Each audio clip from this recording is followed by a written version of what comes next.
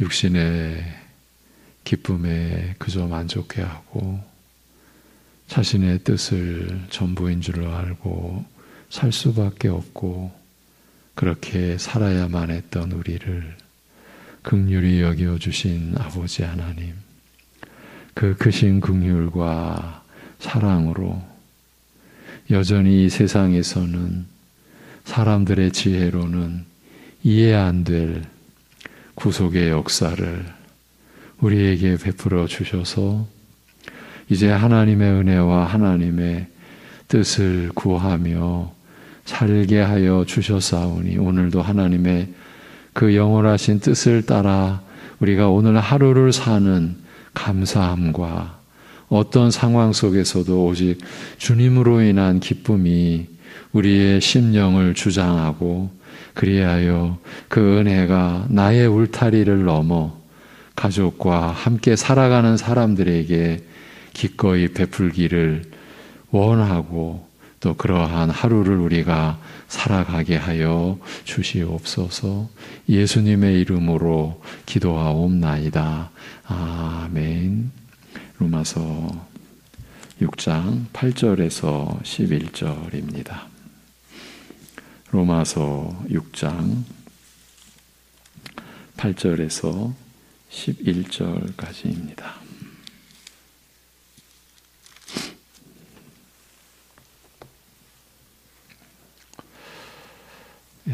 8절부터 11절 같이 보시겠습니다. 만일 우리가 그리스도와 함께 죽었으면 또한 그와 함께 살 줄을 믿노니 이는 그리스도께서 죽은 자 가운데서 살아나셨음에 다시 죽지 아니하시고 사망이 다시 그를 주장하지 못할 줄을 알미로라. 그가 죽으심은 죄에 대하여 단번에 죽으심이요 그가 살아 계심은 하나님께 대하여 살아 계심이니 이와 같이 너희도 너희 자신을 죄에 대하여는 죽은 자요 그리스도 예수 안에서 하나님께 대하여는 살아있는 자로 여길지어다. 아멘. 어제 우리가 나눈 핵심 내용은 이것입니다. 죽은 자들 가운데서 살림을 받으신 그리스도께서는 더 이상 죽지 않으십니다. 다시 죽지 않으신다는 말입니다. 죽음이 더 이상 그리스도를 지배하지 못합니다. 다시는 그런 일은 일어날 수 없다는 뜻입니다.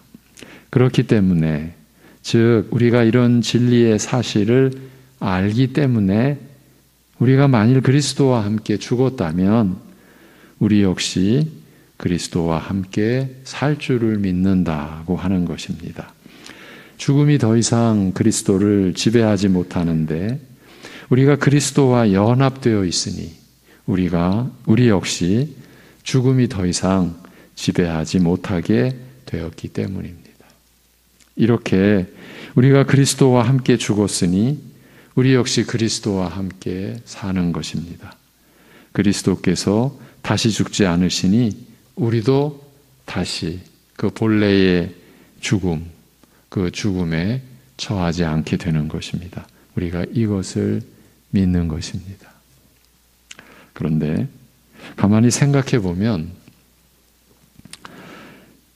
이는 사실 우리도 알고 있었던 내용입니다. 물론 은혜 안에서죠.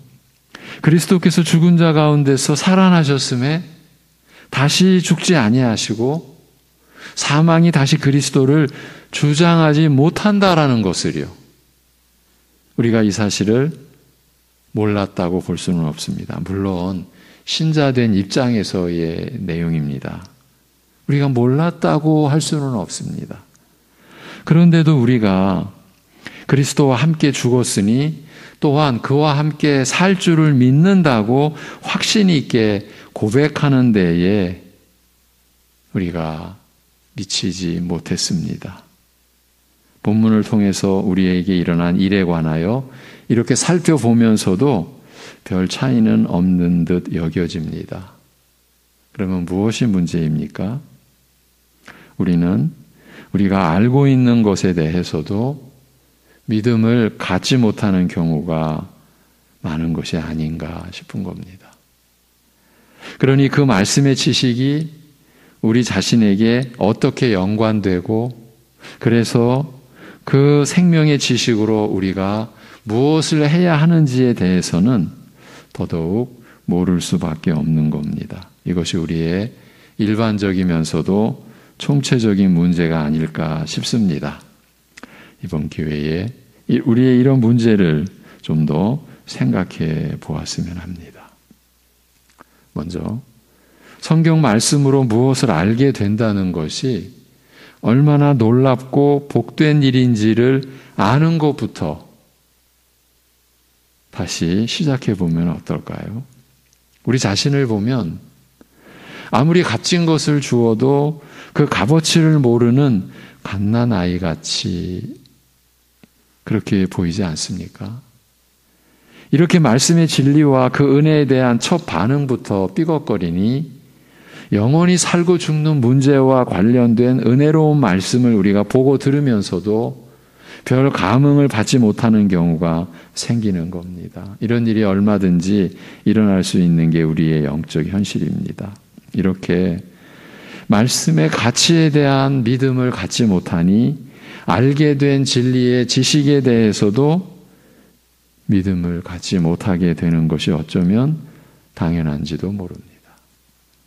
오늘 본문의 경우가 적절한 예라고 생각됩니다. 우리는 죽은 자 가운데서 살아나신 그리스도께서 다시 죽지 않으신다라는 것을 신자된 이제 신분을 가지면서 우리는 말씀을 통해서 알고 있습니다. 이 사실을 모른다고 할 수 없습니다. 그 점은 분명한 것 같습니다. 사망이 다시 그리스도를 주장하지 못하리라는 것도 알고 있다고 보아야 합니다. 우리 위에 죽으시고 다시 사신 그리스도께서 다시 죽으신다, 다시 죽으실 수도 있다. 사망이 다시 우리 주님을 주장하고 지배할 수도 있다. 누가 이렇게 생각할 수 있겠습니까? 그러니까 그 사실을 모른다고 할 수 없다.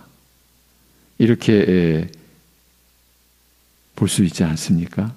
그렇지만 우리는 여기서 끝입니다.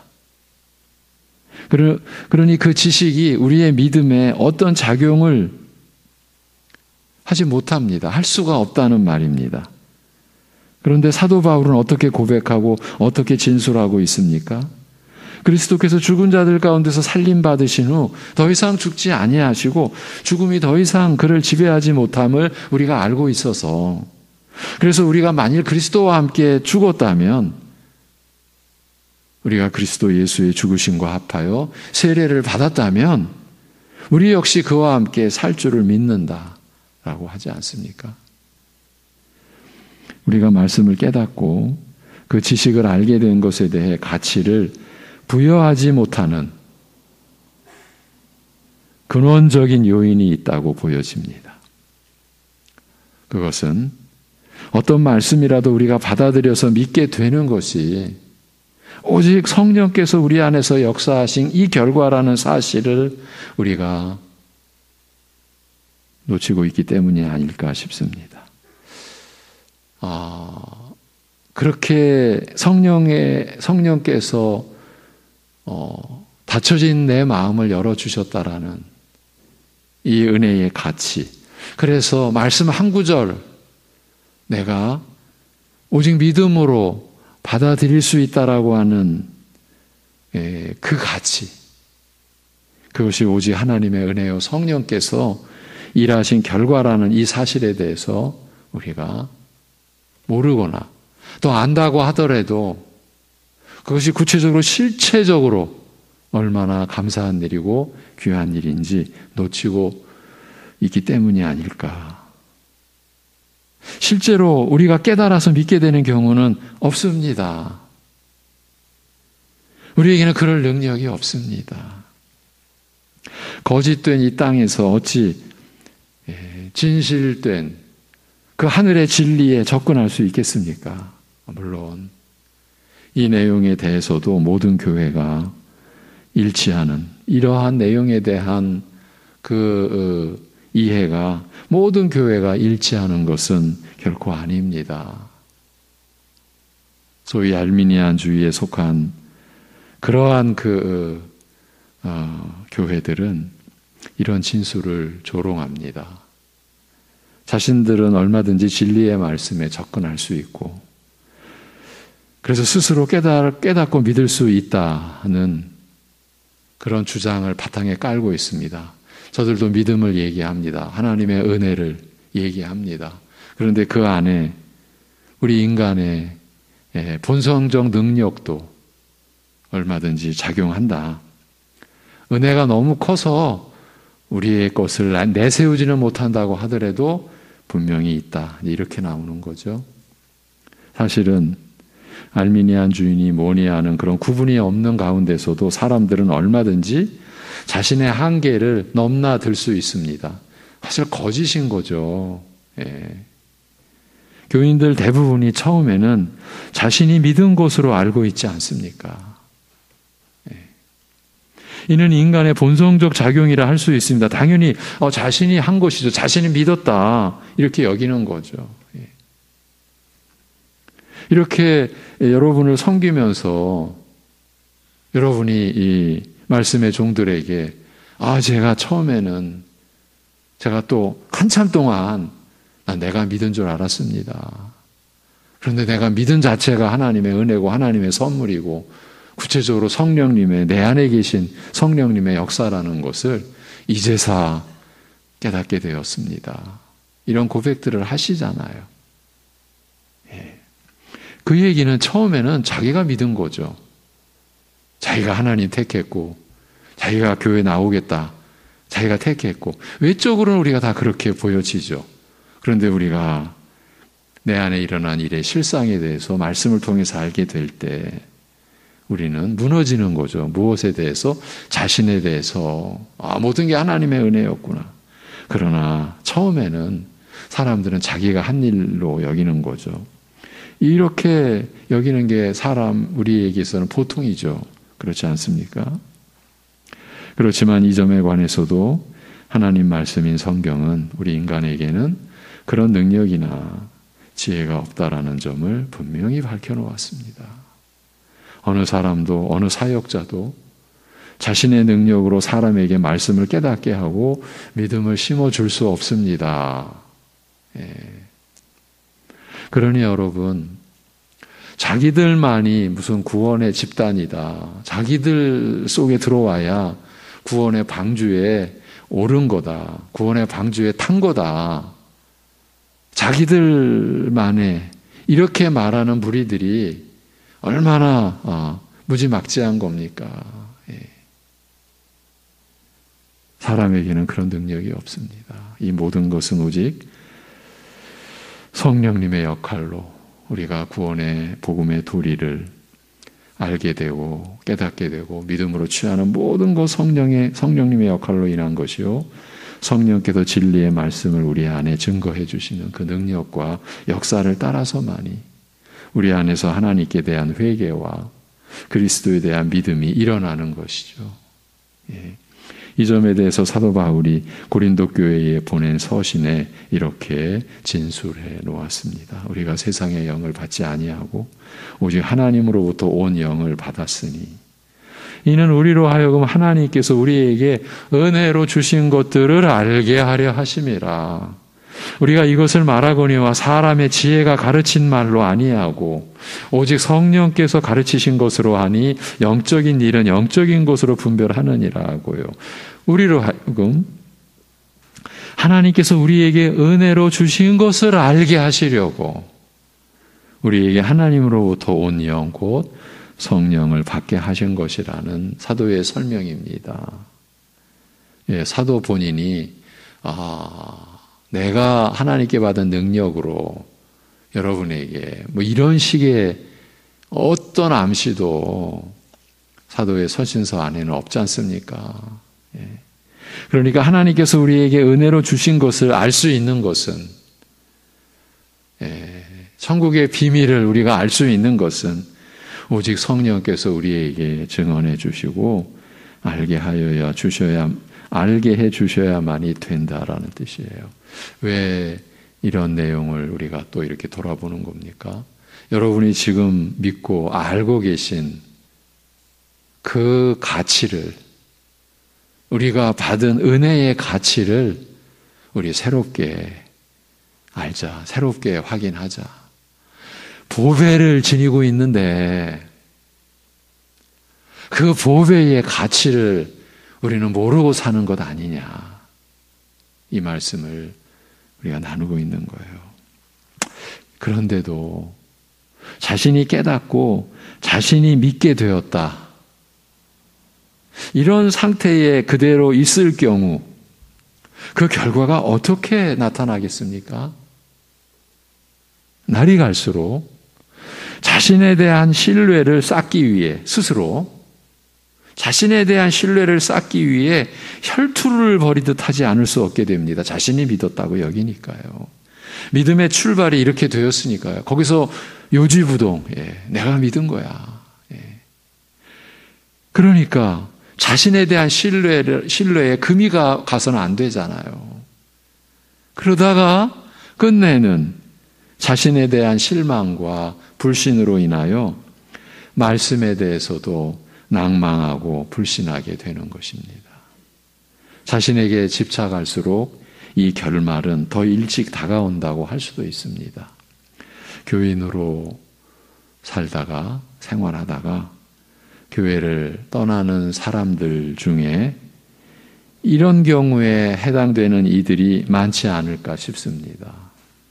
안타깝게도 이런 불행한 일이 교회 안에서 끊임없이 일어납니다. 바울 사도가 이 점과 관련해서는 이렇게 진술해 놓았습니다. 내 말과 내 전도함이, 지금 사도의 얘기입니다. 내 말과 내 전도함이 설득력 있는 지혜의 말로 하지 아니하고 다만 성령의 나타나심과 능력으로 하여, 이 성령의 나타나심과 능력으로 하여는 성령께서 증거하신다 거예요. 성령께서 증거하심으로 인하여, 그래서 너희 믿음이 사람의 지혜에 있지 아니하고 다만 하나님의 능력에 있게 하려 하였노라고요. 사도라고 할지라도 자신의 한계를 분명히 하지 않으면 안 된다는 것을 이렇게 분명하게 명시해 놓았습니다. 다만 성령의 나타나심과 능력으로, 즉 오직 성령께서 증거하시는 그 능력의 역사로만이 사람이 하나님께 대한 회개와 하나님 앞에서의 회개와 그리스도에 대한 믿음을 갖게 된다는 것입니다. 그러니 우리의 믿음이 사람의 지혜에 있지 아니하고 다만 하나님의 능력에 있게 된 것이 아니냐, 이 점을 사도는 강변하고 있는 거예요. 그런데 자신이 믿었고 그 믿음을 자신이 지켜간다라고 하면 어찌 되겠습니까? 그렇지만 오늘날 교회의 현실은요, 믿음이 사람의 지혜에 있다고 하는 허다한 사례들을 풍성하게 보여주고 있는 것 같습니다. 그 점을 자랑하기까지 하면서 말입니다. 사역자는 사역자대로, 교인은 교인대로 그리하는 것 같습니다. 서로가 사람의 설득력 있는 지혜의 말을 붙들고 있는 겁니다. 나아가서는 그것을 의지하고 있는 것처럼 보여주기도 하고요. 그렇다면 결국은 누구를 의지하는 겁니까? 그 지혜의 말의 주인을, 곧 말의 재주를 부리고 있는 그 사람을 의지하는 것이라고 보아야 하지 않겠습니까? 무서운 일을 벌이고 있는 겁니다. 교회 안에서는 결단코 일어나서는 안 되는 일이지 않습니까? 사람을 의지하게 만들고 있으니까요. 이렇게 되면 믿음이 하나님의 능력에 있지 아니하고 사람의 지혜에 있게 되는 것이지 않습니까? 사람의 지혜, 사람의 능력에 근거한 믿음이 죄사함과 영생의 은혜를 입게 할 수 있겠습니까? 우리는 이 점을 늘 분별해 가야 하리라고 여겨집니다. 그런데 안타까운 것은요, 이미 그 울타리 안에 있는 분들은요, 아무리 이러한 그 말씀에 대한 이러한 그 내용을 전하고 나누고 가르쳐도 안타깝지만 귀를 닫아버리는 거예요. 우리는 받은 바 말씀의 지식과 그 안에서 받는 은혜를 소중히 여길 수 있어야 합니다. 날이 갈수록 더 그러해야 하리라고 여겨집니다. 하나님 아버지의 은혜로 우리에게 주어진 것이기 때문입니다.